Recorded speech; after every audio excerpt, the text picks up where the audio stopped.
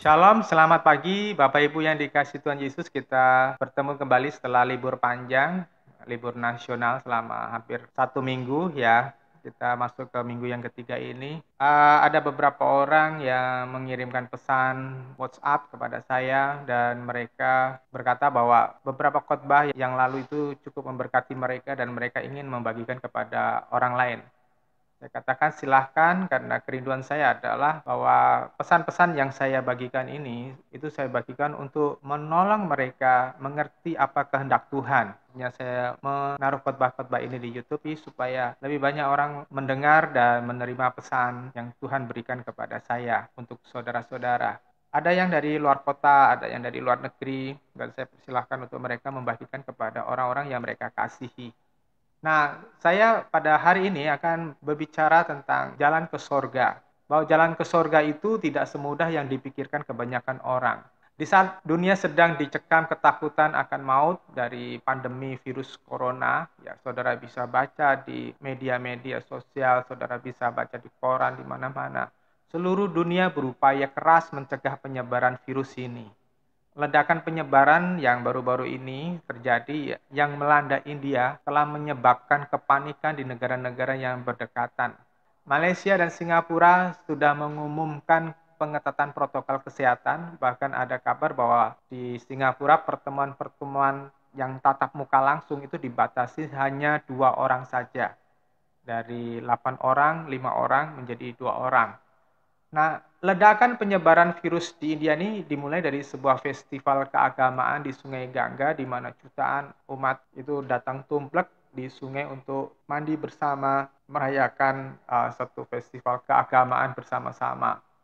Di Indonesia yang baru saja merayakan liburan panjang hari raya, ya itu menimbulkan kerumunan besar terutama di pusat-pusat rekreasi dan ini menimbulkan kekhawatiran besar akan terjadi ledakan penyebaran virus yang serupa dengan India. Ada seorang dokter di Malaysia yang memperingatkan kita harus tutup border kita atau perbatasan kita dengan Indonesia karena Indonesia ini akan menjadi bom waktu seperti di India karena perilaku pada masyarakat kita yang susah untuk mengendalikan diri untuk tidak kumpul bareng-bareng gitu. Nah, saudara, dengan fakta-fakta seperti ini, sepertinya kematian itu merupakan suatu perkara yang sudah ada di depan mata banyak orang. Dan kalau kita berbicara tentang kematian, maka kita akan berbicara tentang kondisi atau keadaan hidup setelah mati. Ada sebuah pertanyaan dasar adalah apakah ada kehidupan setelah mati atau apakah tidak ada kehidupan setelah mati. Nah, saya tidak akan berbicara untuk orang yang tidak percaya akan kehidupan setelah mati. Kita akan berbicara tentang orang-orang yang percaya ada kehidupan setelah mati. Ya, ada 3 kutub doktrin atau ajaran yang diyakini kepercayaan-kepercayaan atau agama-agama di dunia ini berkenaan dengan masalah kehidupan setelah mati. Tentu tadi saya katakan bahwa saya tidak berbicara tentang para ateis yang tidak percaya akan kekekalan. Karena mereka berpikir orang mati ya sudah habis, nggak ada terusannya. Orang mati akan jadi tanah dan tidak ada roh yang kekal. Namun orang beragama termasuk kepercayaan-kepercayaan suku agama-agama kuno, mereka percaya adanya roh yang kekal, ada kehidupan setelah mati. Pandemi selalu dikaitkan dengan kematian massal. Nah, saudara, dunia itu pernah mengalami beberapa kali pandemi massal ya. Jadi kalau ada yang bertanya kepada saya, kebetulan ada beberapa orang bertanya kepada saya, apakah pandemi COVID-19 ini sudah dinubuatkan oleh Alkitab? Dan ada yang lebih kepada spesifik, apakah pandemi COVID-19 ini merupakan sebuah tanda dari end time atau akhir zaman? Dan saya katakan bisa ya, bisa tidak. Kenapa? Karena dunia sudah mengalami beberapa kali pandemi massal. Ya, Alkitab itu menyatakan beberapa kali tentang penyakit sampar yang menyebar dan membunuh banyak orang dengan cepat secara massal. Saya akan perlihatkan saudara tentang sejarah pandemi yang pernah terjadi di seluruh dunia. Tahun 541 atau abad ke-6 terjadi wabah yang dikenal sebagai wabah Justinian. Wabah ini di zaman Kaisar Justinian, salah satu orang kaisar Kristen di Kekaisaran Romawi kuno ya, dan ini terjadi luar biasa membunuh hampir 30-50 juta orang ya meninggal dan itu merupakan 50% dari rakyat Bizantium. Dan yang paling parah adalah orang-orang yang tinggal di ibu kota Bizantium, yaitu Konstantinopel. Dan oleh karena wabah ini yang membunuh separuh dari warga kerajaan Bizantium ini, itu menyebabkan runtuhnya kerajaan Kristen yang terbesar pada waktu itu. Dan sejak itu wilayah Bizantium sedikit demi sedikit akhirnya mencut karena mulai dicaploki oleh kerajaan-kerajaan yang lainnya. Tahun 1346 sampai 1353 terjadi kembali pagebluk atau sampar besar akibat penyakit pes yang dikenal sebagai the Black Death atau kematian hitam disebabkan oleh bakteri yang disebut Yersinia. Ini membunuh hampir 50% juga populasi di Eropa. Serangan penyakit sampar inilah yang menyebabkan Eropa melemah sehingga mereka mengalami kekalahan dalam perang-perang salib yang terjadi di Timur Tengah dan akhirnya jatuhnya Konstantinopel yang tadi saya katakan ibu kota kerajaan Bizantium oleh Sultan Mehmed II. Total kematian akibat the Black Death tadi itu sekitar 25 sampai 50 juta orang juga. Penyakit sampar pes sempat terulang terjadi di Pulau Madagaskar pada zaman modern yaitu tahun 2017, membunuh sekitar 209 orang dan menginfeksi sekitar 2.500-an orang. Bayangin di abad modern sudah diketemukan antibiotik, itu bakteri Yersinia tadi masih bisa membunuh ratusan orang. Pada abad 15, tepatnya tahun 1492 ketika bangsa Eropa datang ke Amerika, mereka tanpa sadar itu membawa virus cacar, ya, yang di Eropa itu juga sudah merupakan hal yang biasa, sudah sering terjadi dan beberapa orang sudah menjadi kebal pada virus cacar tetapi bangsa asli atau suku asli Amerika yaitu orang-orang Indian, antara lain orang Aztec, mereka belum mengenal cacar pada waktu itu dan ketika orang-orang Eropa datang ke Amerika, mereka membawa virus itu, maka terjadi pandemi besar-besaran dan virus itu menyerang orang-orang Indian yang belum memiliki sistem imunitas terhadap virus cacar tadi dan itu membunuh sekitar 90% penduduk asli Amerika. Flu Spanyol atau yang disebabkan oleh virus H1N1 tahun 1918 menginfeksi 500 juta orang di seluruh dunia dan membunuh sekitar 20 sampai 50 juta juga. Sekarang dari semua fakta-fakta sejarah tadi tentang pandemi, tentang penyakit sampar yang melanda dunia saat ini, saudara, kita diperhadapkan kepada satu fakta bahwa kematian itu ada di depan mata kita.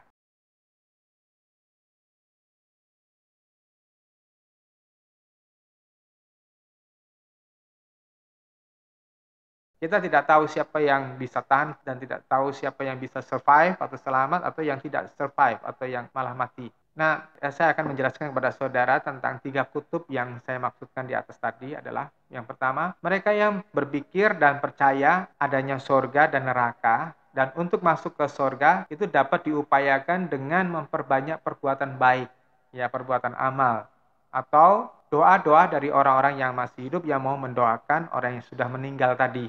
Ya, itu yang pertama. Yang kedua, mereka berpikir bahwa untuk masuk ke surga itu cukup mengaku percaya kepada Tuhan Yesus sebagai juru selamat. Ini adalah orang-orang Kristen yang mempercayai sola fide hanya karena iman, titik. Tidak ada kelanjutannya. Ya. Dan mereka percaya kalau mereka sudah percaya kepada Yesus sebagai Tuhan dan juru selamat, mereka bisa masuk surga. Terus yang ketiga adalah orang-orang Kristen liberal yang percaya kepada prinsip universalisme, yang percaya bahwa semua orang itu akan diselamatkan, tidak ada yang masuk ke neraka karena Tuhan Yesus sudah mati di kayu salib untuk menebus semua umat manusia. Nah, ini adalah pengkebirian dari Injil Yohanes pasal 3 yang ke-16. Jadi hanya dipotong satu ayat saja itu, terus kemudian digeneralisir, dibuat universalisme bahwa semua orang pasti diselamatkan masuk surga. Lalu apa kata Alkitab tentang jalan untuk masuk ke surga? Apakah masuk ke surga sedemikian mudah seperti dibayangkan banyak orang Kristen pada umumnya? Mari kita membedah apa yang dikatakan Alkitab, apa yang diajarkan Tuhan Yesus dan para rasul sebagai pondasi iman Kristiani yang sejati. Jadi bukan cuplikan dari doktrin tertentu, tetapi kita akan melihat dari semua aspek yang ada di dalam Alkitab. Dalam Matius 7 ayat 13-14, Tuhan Yesus berkata, "Masuklah melalui pintu yang sesak itu, karena lebarlah pintu dan luaslah jalan yang menuju kepada kebinasaan, dan banyak orang yang masuk melaluinya. Karena sesaklah pintu dan sempitlah jalan yang menuju kepada kehidupan, dan sedikit orang yang mendapatinya." Saudara, pintu yang dimaksudkan di sini adalah gerbang untuk memasuki suatu wilayah, satu area. Dari kata piles atau gate. Tuhan berkata, untuk menuju kepada kehidupan, jelas di sini berbicara bukan kehidupan di bumi ini, tetapi ini berbicara tentang kehidupan kekal di sorga. Ini berbicara tentang kehidupan yang benar-benar qualified, yang benar-benar bermutu, ya bukan hidup sak hidup-hidupnya. Dan Tuhan katakan di dalam ayat 14, sesaklah pintu, sempitlah pintu untuk menuju kepada kehidupan. Arti sempit di sini benar-benar sempit. Kalau saudara punya rumah, lebar pintu standar itu kan 80 cm. Dan pintu yang dikatakan sempit di sini, gerbang yang dikatakan sempit di sini itu bukan terus kemudian lantas 60 cm. 60 cm orang masih bisa berjalan maju biasa, normal. Karena lebar bahu kita ini 60 cm ke bawah. Ya, tetapi kalau ini dikatakan pintu yang sesak, pintu yang sempit, itu lebih kecil lagi, sehingga orang itu harus jalannya miring dan susah untuk memasuki di situ. Maka dikatakan bahwa nggak banyak orang yang mau masuk melalui pintu ini. Orang kan berpikir, ngapain gua masuk ke pintu yang sempit kayak begini, mendingan cari pintu yang lebar, yang bisa los cepat begitu. Kalau ikut pintu yang sempit ini, gesrek-gesrek, malah bahunya luka, dan sebagainya. Jadi, pintu yang sempit itu menggambarkan cara hidup, kondisi keadaan, cara berpikir, perilaku, karakter yang tidak populer bagi banyak orang, yang tidak disenangi bagi banyak orang.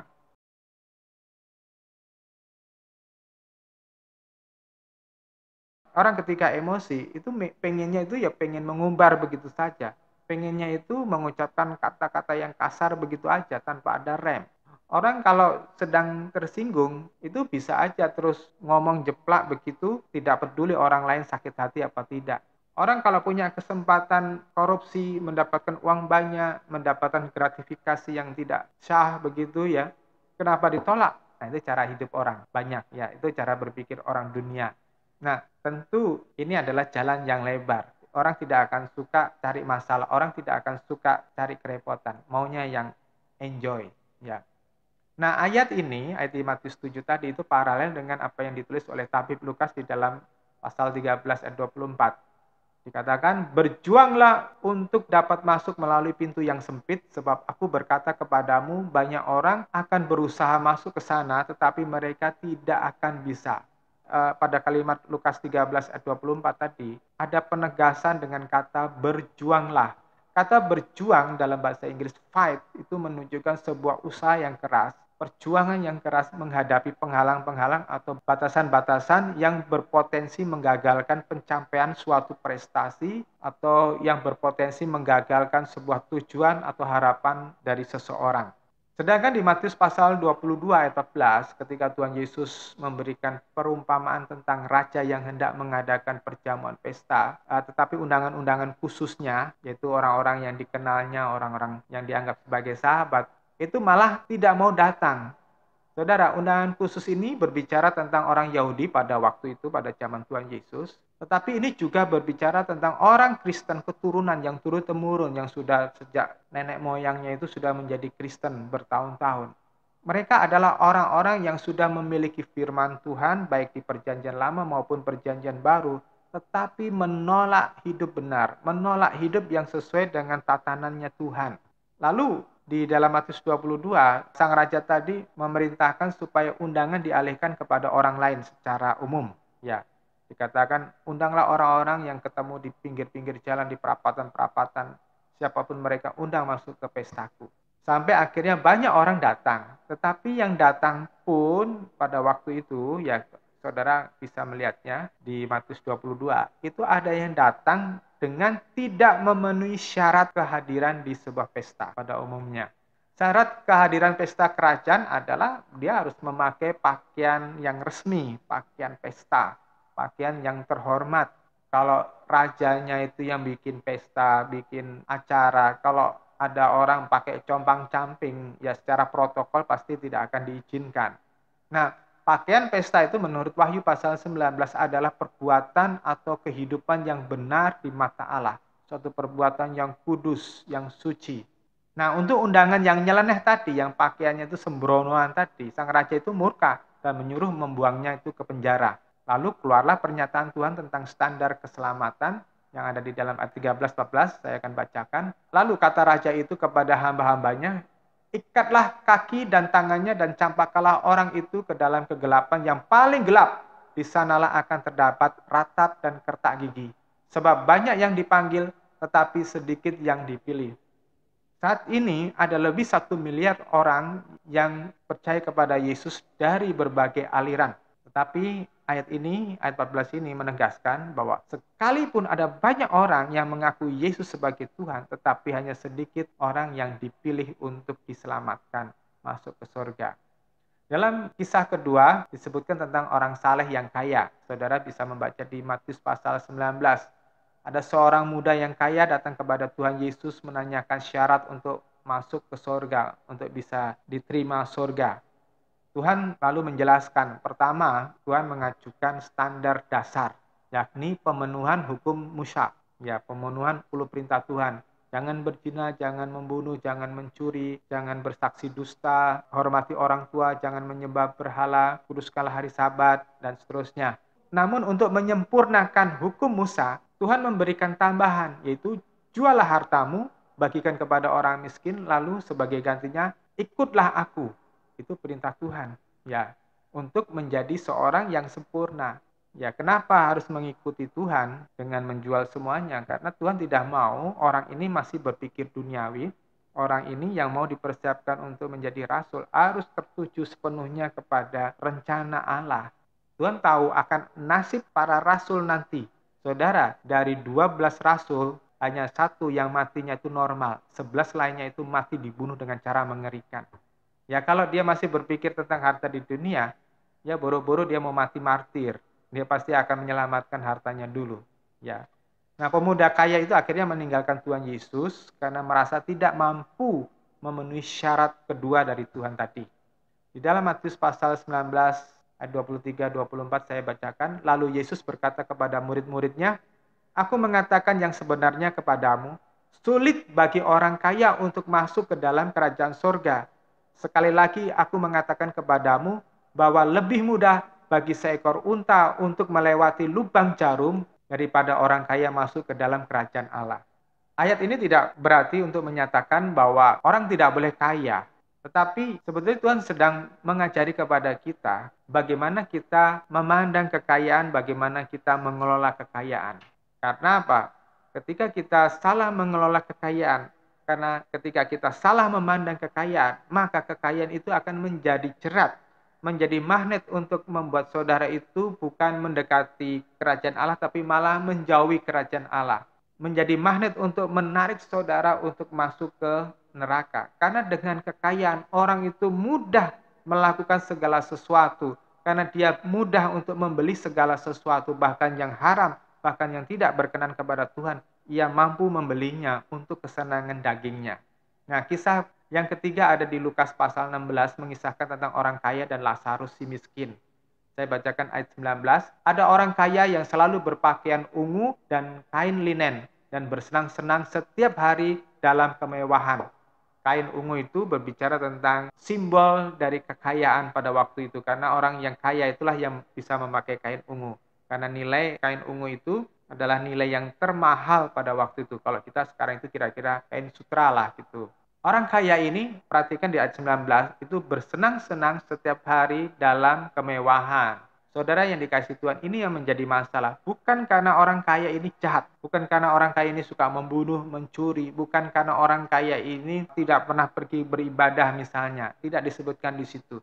Tetapi satu-satunya jejak yang kita bisa temukan di ayat 19 adalah karena dia senangnya adalah bersenang-senang setiap hari dalam kemewahan. Dia mengumbar semua kesenangannya hanya untuk memikirkan dirinya sendiri. Dan ini masalah. Ketika seseorang hanya memikirkan senangnya sendiri, tidak memikirkan apa yang dikehendaki Allah, apa yang disenangi oleh Bapa Surgawi, maka dia itu sama dengan menyepelekan Bapa. Maka dia sama dengan tidak menghargai Bapa. Ya, karena Tuhan mau setiap orang harus memberikan fokusnya, memberikan perhatian sepenuhnya di dalam apapun yang dia lakukan, itu harus orientasinya kepada kepentingan Bapa Surgawi.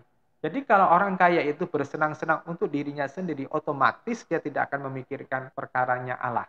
Otomatis dia tidak mempedulikan apa kehendak Bapa. Karena dia pasti tidak akan peduli misinya Bapa, rencananya Bapa, memberikan kekayaan pada orang yang menjadi kaya tersebut. Nah, kalau kita menjadi kaya dan kita tidak memikirkan kepentingannya Allah, kita akan punya nasib seperti orang kaya di dalam kisah Lukas pasal 16. Namun ketika orang kaya itu mati, ia terbuang ke neraka, sedangkan Lazarus si miskin dibawa ke Firdaus. Saya bacain Lukas 16 ayat 22-23. Suatu ketika orang miskin itu mati dan dibawa oleh para malaikat ke pangkuan Abraham. Orang kaya itu juga meninggal lalu dikuburkan. Di alam maut saat disiksa, orang kaya itu memandang ke atas dan melihat Abraham di kejauhan bersama Lazarus di pangkuannya. Orang kaya masuk kepada jurang maut, alam maut. Di dalam istilah teologi itu disebut Hades. Kalau saya punya istilah itu adalah pintunya neraka, di mana iblis itu belum dibuang ke neraka yang sesungguhnya, baru ditaruh di pintunya neraka, dan di situ mereka menyambut orang-orang yang terbuang dari sorga, orang-orang yang tidak dikehendaki sorga, bahwa disitulah iblis itu mempunyai kesempatan untuk menyiksa jiwa-jiwa yang ditolak oleh Allah sebagai rasa balas dendam. Orang kaya ini terbuang karena dia tidak memenuhi standarnya sorga. Dia hanya memikirkan dirinya sendiri. Orang yang mau masuk ke surga, dia nggak boleh memikirkan dirinya sendiri. Dia harus memikirkan apa yang menjadi kehendak Allah. Memikirkan kepentingan Allah. Orang yang memikirkan kepentingan Allah, otomatis dia pasti memikirkan orang lain. Pertanyaannya adalah yang berikut, apakah orang yang miskin itu bisa langsung masuk surga? Ya tentu bukan dong. Kalau orang miskinnya itu hidupnya ngawur, maling, ngerampok, mabuk, judi, ya tentu tetap aja nggak bisa diterima surga.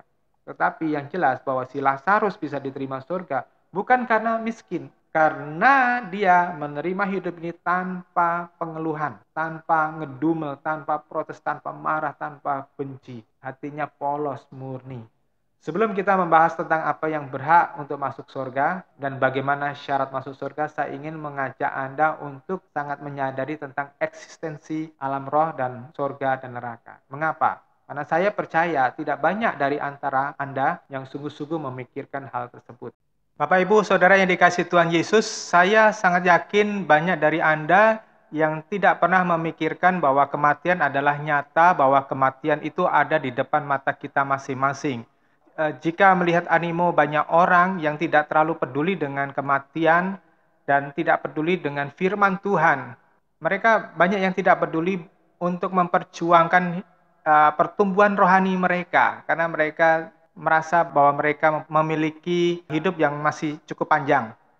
Kalaupun memikirkan, pasti sebagian besar berpikir masih mempunyai peluang hidup yang lama, sehingga tidak merasa perlu memperbaiki kualitas batinnya. Kalaupun punya kesadaran atau setengah sadar tentang kematian yang makin mendekat, pasti banyak dari Anda yang berpikir bahwa Anda cukup baik untuk diterima Tuhan di surga. Saya bisa mengerti mengapa banyak orang yang merasa aman-aman aja, walaupun mereka menyadari usia sudah tua, atau bahkan sudah tahu ada penyakit seperti penyakit jantung, masalah ginjal, pernah kena stroke, dan lain-lain. Ada beberapa teman saya, walaupun sudah setua saya ini, ya, tetapi masih doyan memandangi wanita-wanita muda yang cantik. Sekalipun wanita-wanita tersebut tuh lebih cocok sebagai anak-anak mereka atau cucu-cucu mereka. Ada yang masih suka bercanda jorok, ada yang masih suka hidup glamor, ada yang masih suka travel dengan motor-motoran yang mewah, yang mahal-mahal, dan sebagainya.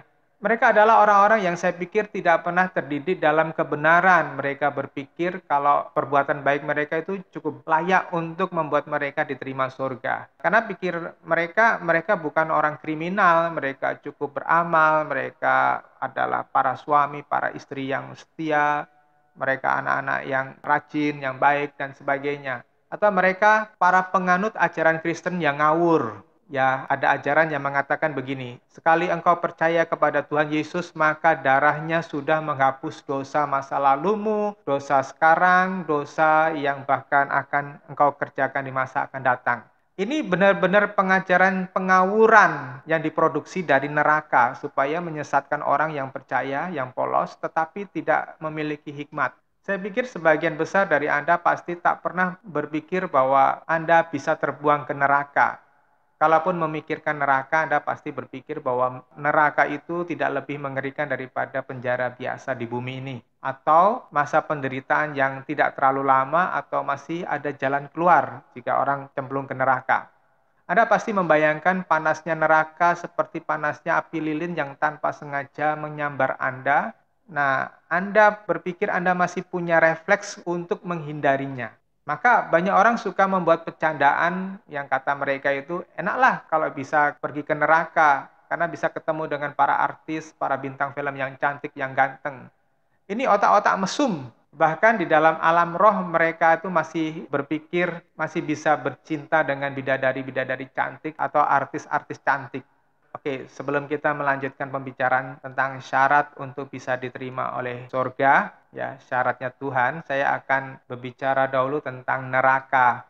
Sejujurnya, saya sendiri merasakan kegentaran yang amat sangat jika memikirkan neraka.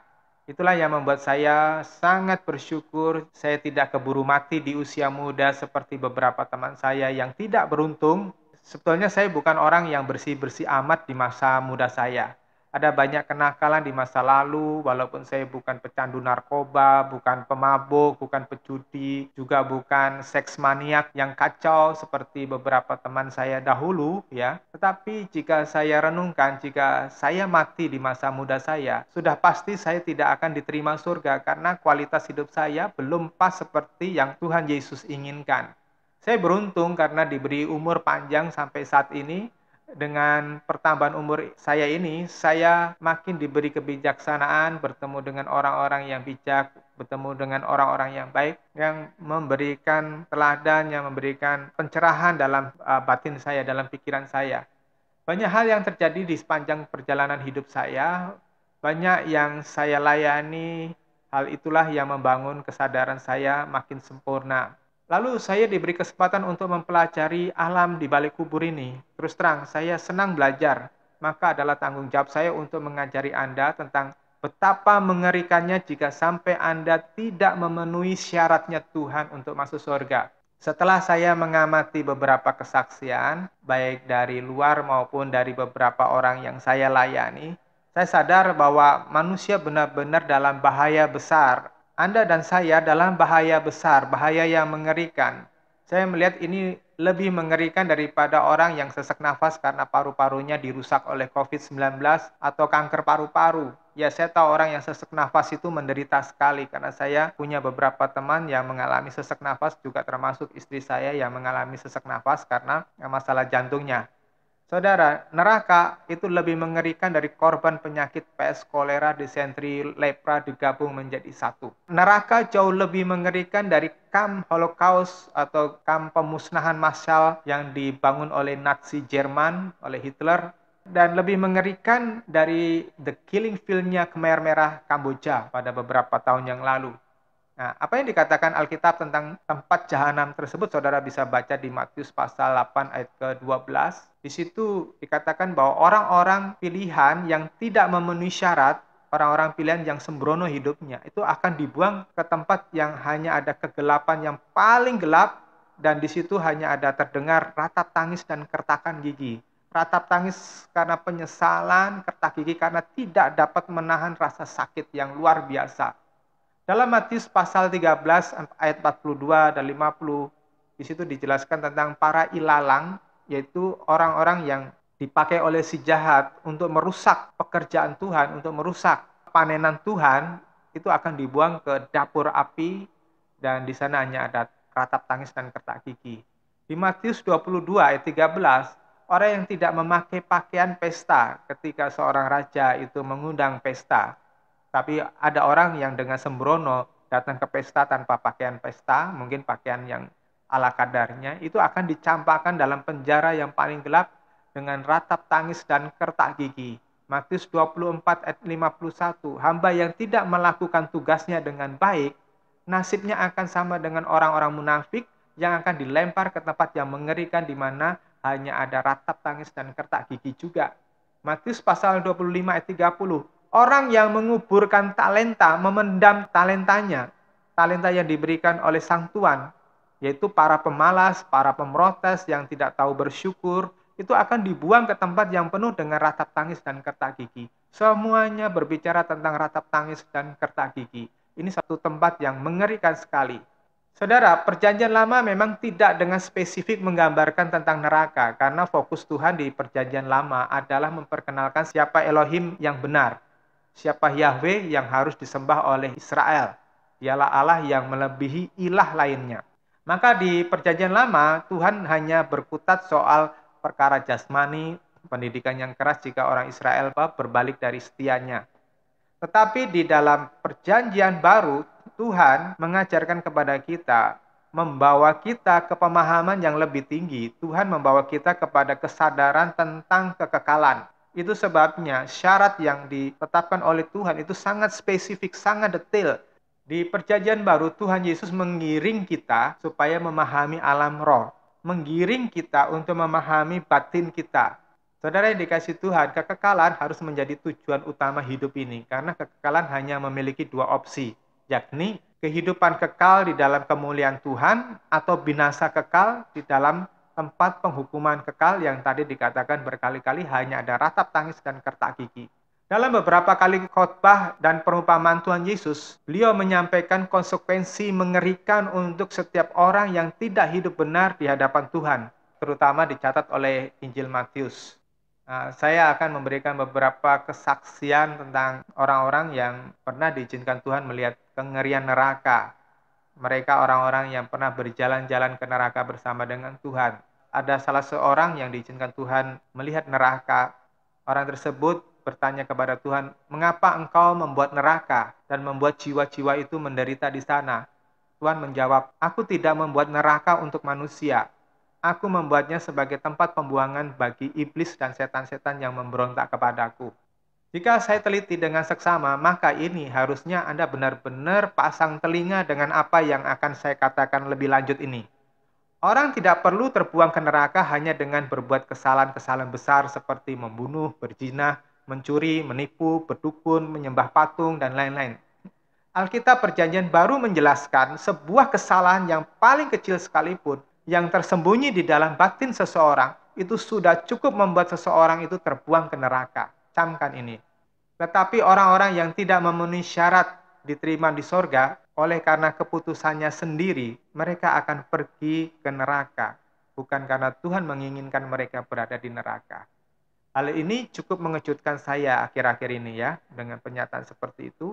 Karena ada hal-hal kecil yang pasti kita tidak akan cukup memperhatikannya, dan Anda pasti akan segera mengabaikannya. Tetapi justru hal-hal kecil itu yang mencelakakan Anda, dan saya dulu juga terus terang kurang memahaminya atau kurang memperhatikan, kurang ngeh, tetapi saya sekarang makin jelas dengan fakta-fakta itu.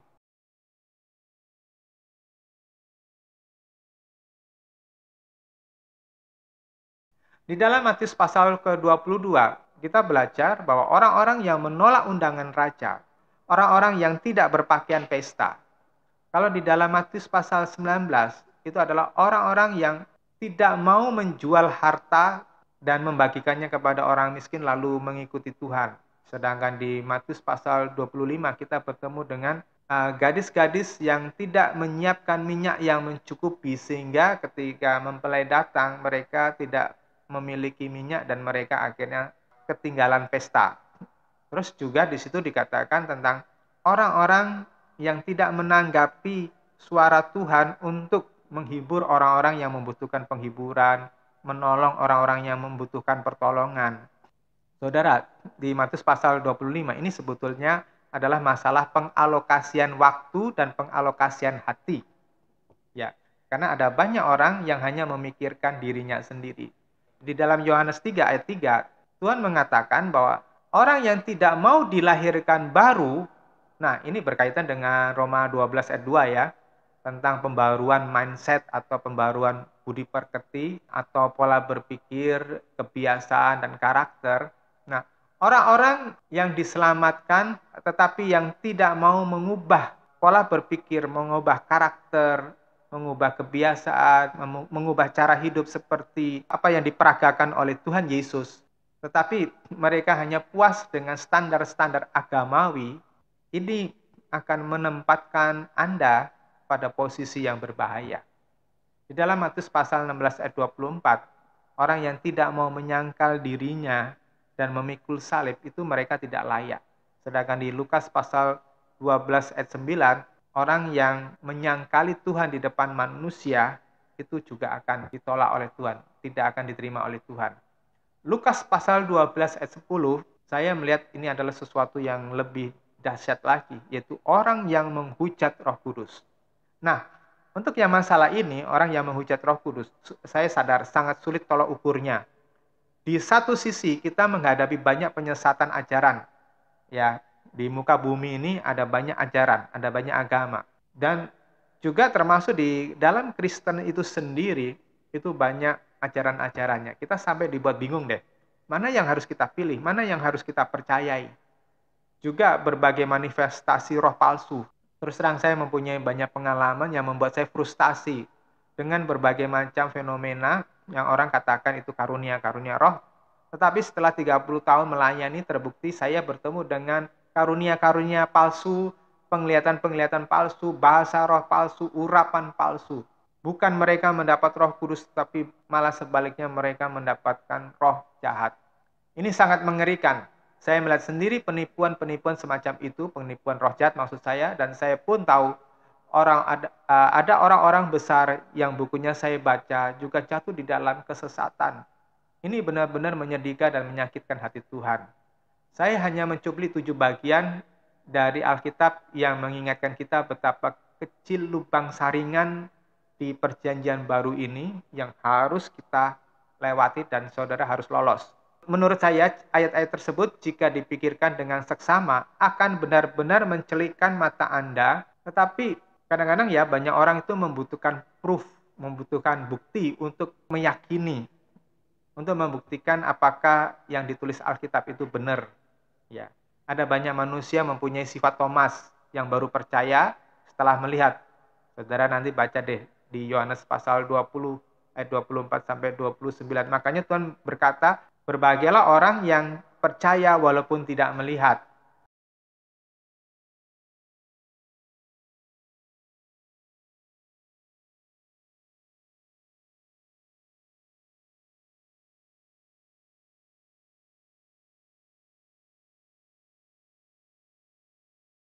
Ada seorang pendeta di Nigeria yang diizinkan melihat neraka setelah mengalami kematian selama 3 hari karena suatu kecelakaan yang dia alami. Dia meninggal, ya sudah diformalin, tetapi ketika seorang hamba Tuhan dari Jerman itu mendoakan dia dihidupkan kembali. Nah, 3 hari masa kematiannya itu dia melihat neraka, dan di sana dia melihat ada pendeta yang sudah meninggal tersiksa di neraka. Ketika ditanya kepada Tuhan, kenapa orang ini ada di neraka? Tuhan menjawab, karena orang ini tidak membayar perpuluhan. Masalahnya bukan hanya tidak mau memotong 1/10-nya, tapi orang yang seperti ini walaupun jabatannya pendeta, tetapi masih terikat dengan mamon, masih pikirannya mamon, pikirannya hanya materi-materi dunia aja. Seorang penginjil dari Rhodesia yang tewas selama 7 hari terkena bom, waktu itu terjadi perang, dan dagingnya sudah mulai membusuk. Namun, Tuhan menghidupkan kembali. Waktu dia meninggal, dia melihat neraka. Dia melihat wanita-wanita yang pada waktu hidupnya memakai pakaian-pakaian yang tidak sopan, yang merangsang para pria, yang membangkitkan nafsu para pria, itu ada di sana. Seorang gadis kecil yang pernah saya baca kesaksiannya diizinkan melihat neraka. Dia bertemu dengan anak-anak yang terbuang ke neraka karena mereka suka memberontak dan bertindak kurang ajar kepada orang tuanya. Anak-anak ini semasa hidupnya di bawah pengaruh film-film kartun yang diilhami oleh roh-roh jahat. Saudara, ada film-film kartun yang sebetulnya tidak sehat bagi anak-anak kita. Kita harus menseleksi baik game maupun film-film kartun yang anak-anak kita tonton. Karena apa? Sekali anak-anak ini tercandui oleh kartun-kartun, oleh game-game yang diilhami oleh roh jahat, karakter mereka akan rusak. Orang yang lainnya bertemu dengan seorang penginjil wanita yang terbuang ke neraka karena ia memakai uang misi untuk kepentingan dirinya sendiri. Yang lain melihat seorang pengkhotbah terkenal yang terbuang ke neraka karena selama hidupnya ia menjadi pengkhotbah yang sombong karena keterkenalannya tadi ya. Artinya tanpa ia sadari itu menuntut penghormatan dari jemaatnya maupun dari stafnya. Dan ketika dia meninggal, Tuhan menolak dia. Satu jemaat, suatu gereja dalam sebuah penglihatan dari seseorang, ketika mereka meninggal semua, mereka ditolak sorga. Karena mereka tidak menerapkan belas kasihan kepada salah satu jemaat di gereja tersebut yang pemabuk dan mengabaikan keluarganya. Para jemaat yang kemudian nanti akan terbuang ke neraka itu menelantarkan anak si pemabuk tadi karena mereka ingin memberikan pelajaran kepada si pemabuk. Mereka kesel karena orang ini menelantarkan anaknya, sehingga mereka menutup mata ketika anak pemabuk itu membutuhkan pertolongan. Seorang wanita ditolak oleh Tuhan hanya karena semasa hidupnya menolak panggilan Tuhan untuk melayani Tuhan. Wanita ini memilih kepentingannya sendiri dan menyibukkan diri hanya untuk kesibukan keluarganya. Di lain tempat saya membaca seorang penginjil muda dibuang ke neraka saat ia meninggal karena kecelakaan, dan kesalahannya adalah dia menghamili kekasihnya, terus kemudian memberi kesaksian palsu bahwa ia tidak memiliki hubungan dengan gadisnya itu, ya. Sekalipun orang ini melayani Tuhan dan membawa banyak orang datang ke gereja, tetapi Tuhan menolaknya. Di tempat lainnya ada seorang pendeta terbuang ke neraka karena selama hidupnya berorientasi kepada persembahan dan semasa hidupnya itu terlibat usaha untuk menutup gereja lain karena dia merasa cemburu dengan pendeta saingannya tersebut. Ada seorang wanita yang dikhianati suaminya, ya, terus kemudian dia memendam dendam seumur hidupnya. Lalu, walau tetap giat melayani, tetapi ketika dia meninggal, dia ditolak oleh Tuhan dan menderita di neraka. Anak saya melihat neneknya berada di neraka dalam sebuah penglihatan waktu dia masih kecil. Karena ibu saya itu menolak Tuhan Yesus sebagai Tuhan dan Juru Selamat. Walaupun selama hidupnya ibu saya seorang wanita yang saleh menurut versi kepercayaannya. Tetapi kebaikannya tidak dapat menyelamatkan nyawanya karena ia berada di luar Tuhan Yesus. Nah, Bapak Ibu Saudara yang dikasih Tuhan Yesus, apa yang saya bagikan ini adalah kesaksian-kesaksian dari pengalaman banyak orang, dan saya tidak katakan bahwa itu adalah sebuah kebenaran. Saya tidak mengharuskan Anda mempercayainya. Anda bebas percaya atau tidak. Tetapi maksud saya menceritakan semua contoh-contoh itu untuk bisa mengerti cara berpikir saya. Nah, perhatikan ini. Pertama, saya sangat percaya apa yang ditulis di dalam Alkitab adalah kebenaran. Dan saya telah membuktikan. Saudara-saudara, sebuah peralatan perang atau senjata akan diakui kehandalannya setelah teruji di medan perang yang sesungguhnya. Dia dilabeli battle proof atau terbukti dalam pertempuran. Saya tidak menyaksikan apa yang tertulis di dalam Alkitab. Saya tidak menyaksikan bahwa Yesus adalah Tuhan dan Allah, dan Alkitab itu adalah kebenaran, karena semuanya telah battle proof. Ya, karena semuanya itu sudah battle proof, sudah terbukti. Nah, dalam pengalaman hidup saya melayani Tuhan selama 32 tahun, maka argumen apapun dari Anda atau orang-orang lain yang tidak percaya, yang mau mengatakan bahwa Alkitab itu palsu, bahwa Yesus bukan Tuhan, itu tidak akan menggoyahkan iman saya kepada Alkitab dan kepada Tuhan Yesus. Karena saya percaya pada Alkitab sebagai titik acuan saya dalam menilai segala sesuatu, maka standar saya adalah segala sesuatu yang cocok dengan kehendak Allah di dalam Alkitab, ya termasuk kesaksian-kesaksian, saya yakin itu benar berasal dari Allah. Saya pegang aja Matius 7 ayat 20. Ya, dari buahnya kamu tahu pohonnya. Kalau pohonnya itu bagus, ya dari Tuhan. Ya. Dan segala sesuatu yang bertentangan dari kebenaran yang tertulis pada Alkitab, pasti berasal dari setan yang bertujuan untuk menyesatkan dan menyeret orang ke neraka. Dan saya tidak akan percaya walaupun dengan tanda-tanda ajaib sekalipun. Jadi, jika pengalaman-pengalaman spiritual tersebut tidak bertentangan dengan firman Tuhan dan orang yang bersaksi juga tidak hidup di dalam kegelapan dosa, mereka menjaga hidupnya dalam kekudusan, maka pengalamannya dapat menjadi salah satu pendukung atau pembuktian yang dipertimbangkan, dan saya akan memakainya sebagai referensi, tapi bukan sebagai kebenaran, bukan sebagai standar baku, ya, hanya sebagai referensi. Maka, saudara, saya bertindak lebih hati-hati lagi. saya akan lebih berhati-hati mengambil keputusan, saya akan lebih berhati-hati dalam mengajar, saya akan lebih berhati-hati dalam menjaga hati saya.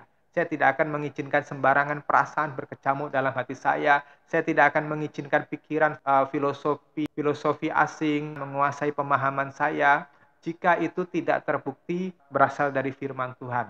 Sekalipun diajarkan seorang yang bergelar doktor teologia atau pemimpin gereja tertinggi, ya, saya ikuti firman Tuhan aja yang bahwa segala sesuatu itu harus diuji. Lalu sekarang saya menjalani hidup ini dengan sangat hati-hati karena ini adalah pertaruhan untuk hidup kekal. Dan saya tidak mau berspekulasi. Jika apa yang disaksikan orang-orang tersebut tidak terbukti ataupun Tuhan meringankan standar masuk surga, saya pun juga tidak akan rugi. Kenapa? Karena jika saya terlanjur hidup suci, hidup benar, hidup baik, saya mengendalikan segala sesuatu, dan ternyata orang yang biasa-biasa saja hidupnya juga masuk surga, saya tidak akan terbuang ke neraka juga kan. Bagi saya lebih aman, saya tidak bertindak bodoh, tidak ceroboh, atau hanya memuaskan keinginan daging, keinginan mata, dan keangkuhan hidup, lalu menghadapi resiko tidak berkenan kepada Tuhan seperti di dalam Matius 7 ayat 21 sampai 23. Nah, saudara, itulah sebabnya saya tidak meninggalkan panggilan pelayanan ini, ya, panggilan melayani Tuhan, apapun bentuknya, walaupun sesulit apapun keadaan saya. Saya sungguh nggak berani main-main dengan Tuhan. Neraka sesuai pengajaran Alkitab berasal dari dua kata yang berbeda. Yang pertama itu adalah Geena atau Genan. Tuhan Yesus menggunakan kata itu berulang-ulang, misalnya di dalam Matius pasal 5 ayat yang ke-22, 29, 30, Matius 10 ayat 28, Matius 23 ayat 33. Saya ambil Matius pasal 5 ayat 22. Dalam terjemahan baru dikatakan, tetapi aku berkata kepadamu, setiap orang yang marah terhadap saudaranya harus dihukum. Siapa yang berkata kepada saudaranya kafir, harus dihadapkan ke mahkamah agama, dan siapa yang berkata jahil harus diserahkan ke dalam neraka yang menyala-nyala. Nah, neraka di sini menggunakan kata Geena. Dalam Wahyu pasal 20 ayat 14-15 memakai istilah lautan api atau tepatnya danau api, lake of fire. Dalam bahasa Yunaninya limnitaupiros. Lautan api yang dimaksud dalam Wahyu pasal 20 ayat 14-15 tadi itu adalah tempat pembuangan akhir segala roh yang ditolak oleh Bapa, yaitu setelah penghakiman akhir. Di Geena atau limnitaupiros atau danau api, inilah setiap roh menghadapi penderitaan kekal yang luar biasa. Nah, saudara, ini sangat mengerikan tentunya. Namun sebelum penghakiman akhir, iblis yang diusir dari surga itu dilempar ke suatu tempat yang disebut gua-gua gelap. Ya, di dalam 2 Petrus pasal 2 ayat 4 saya bacakan. Sebab jikalau Allah tidak menyayangkan malaikat-malaikat yang berbuat dosa, tetapi melemparkan mereka ke dalam neraka. Nah, saudara, neraka di sini menggunakan kata Tartarosas atau jurang yang amat dalam atau deepest abyss. Sebetulnya adalah tempat untuk pembuangan iblis dan roh-roh jahat yang mengikuti Lucifer atau iblis tadi. Kemudian, dan dengan demikian menyerahkannya ke dalam gua-gua yang gelap untuk menyimpan mereka sampai hari penghakiman. Di situ ada kata gua-gua gelap. Di dalam Wahyu pasal 20 ayat 13, maka laut menyerahkan orang-orang mati yang ada di dalamnya, dan maut dan kerajaan maut menyerahkan orang-orang mati yang ada di dalamnya, dan mereka dihakimi masing-masing menurut perbuatannya. Saudara, kerajaan maut di dalam bahasa aslinya menggunakan kata Hades. Dan ini digunakan Tuhan Yesus di dalam Lukas pasal 16 ayat 23 dalam kisah orang kaya dan Lazarus si miskin. Orang kaya tersebut ketika meninggal itu terbuang di situ di ayat 23 menggunakan kata Hades, ya, alam maut. Orang kaya dikatakan menderita sengsara di dalam alam maut atau Hades. Kata yang dipakai oleh Tuhan Yesus adalah Hades, bukan Gehenna. Kenapa? Karena orang kaya itu masih menunggu penghakiman. Nah, di sini kita melihat bahwa Hades adalah tempat pembuangan sementara iblis dan roh-roh jahat sebelum penghakiman akhir. Di tempat pembuangan ini atau gotenya roh-roh jahat, mereka masih berkuasa. Ya, roh-roh jahat itu masih berkuasa. Dan menurut Wahyu pasal 20 ayat 13, jiwa orang mati yang ditolak surga juga akan dilempar ke Hades. Nah, ini masalahnya, saudara. malangnya banyak orang Kristen yang terlempar ke Hades karena mereka tidak memenuhi syaratnya Tuhan. Nah, malangnya adalah iblis berkuasa penuh di Hades. Maka ketika mereka dilempar, orang-orang Kristen ini dilempar ke Hades, roh-roh jahat ini membalas dendam kekalahan mereka terhadap Tuhan Yesus dengan cara menyiksa secara luar biasa pada jiwa-jiwa yang malang. Terutama saya katakan untuk orang-orang Kristen yang tidak memenuhi syarat tadi itu terbuang ke Hades. Dan mereka akan mengalami balas dendamnya setan. Ya, saya ingat kata guru agama saya yang dulu ya, yang sebelum menerima Yesus, bahwa seseorang ketika meregang nyawanya itu rasa sakitnya itu seperti dikuliti hidup-hidup, artinya kesakitan yang luar biasa. Itulah yang terjadi pada orang-orang yang ditolak Tuhan. Beberapa kesaksian orang yang diizinkan melihat neraka, mereka melihat para iblis itu benar-benar melakukan penyiksaan yang luar biasa dengan sadisnya. Salah satu kesaksian mereka, bagaimana para pejinah, orang-orang yang menikmati perjinahan, perselingkuhan, itu disiksa di alat kelaminnya secara terus-menerus tanpa berhenti. Orang-orang yang semasa hidupnya menjadi pemabuk dipaksa meminum cairan yang melelehkan tubuh roh mereka. Para penipu lidahnya dipotong-potong. Orang-orang yang senang bergosip itu lidahnya dipotong-potong. Orang-orang yang senang hura-hura, dugem dipaksa menari di atas paku. Dan penyiksaan ini terjadi terus-menerus tanpa berhenti karena roh tidak bisa mati lagi. Maka, jika Anda mau tidak ingin menuruti firman Tuhan atau mengabaikan kehendak Tuhan, saya berharap Anda mempertimbangkan dalam-dalam apa yang saya beritakan pada hari ini. Jika di Hades saja yang saya sebut itu sebagai pintunya neraka, sudah sangat mengerikan. Apalagi di Gehenna, sang danau api, wah mengerikan sekali. Nah, tetapi terserah Anda mau percaya atau tidak. Jangan berpikir bahwa Anda yang dipanggil melayani Tuhan, lalu Anda dengan seenaknya bisa meninggalkan tanggung jawab melayani Tuhan karena ada suatu masalah atau karena lebih tertarik dengan perkara-perkara yang lainnya. Atau Anda yang diberi sehat, kekayaan, punya jabatan, lantas Anda hanya mau hidup senang-senang sendiri. Camkan ini saudara. Sekarang kita berfokus kepada saringan masuk ke surga. Di dalam Alkitab, di dalam Matius pasal 5 ayat 20, Tuhan mengatakan, sebab aku mengatakan kepadamu bahwa jika kebenaranmu tidak lebih baik daripada kebenaran ahli-ahli Taurat dan orang-orang Farisi, kamu sama sekali tidak akan masuk ke dalam kerajaan surga. Saudara, kebenaran yang dimasukkan di sini atau di kaiosine, terjemahan dari kalau di dalam terjemahan baru itu menggunakan kata hidup keagamaan, dikatakan di sini harus lebih benar dari kaum agamawi atau standar moral umum. Alkitab mengajarkan bahwa untuk menjadi sempurna dan memenuhi syarat sorga, Anda harus dilahirkan kembali. Seperti di dalam Yohanes pasal 3 ayat 3 sampai 5. Jawab Yesus kepadanya, sebenar-benarnya aku berkata kepadamu, jika seorang tidak dilahirkan kembali, ia tidak dapat melihat kerajaan Allah. Ayat yang kelima, jawab Yesus kepadanya, sesungguhnya aku berkata kepadamu, jika seseorang tidak dilahirkan dari air dan roh, ia tidak dapat masuk ke dalam kerajaan Allah. Pertanyaannya adalah bagaimana dilahirkan kembali di dalam air dan roh?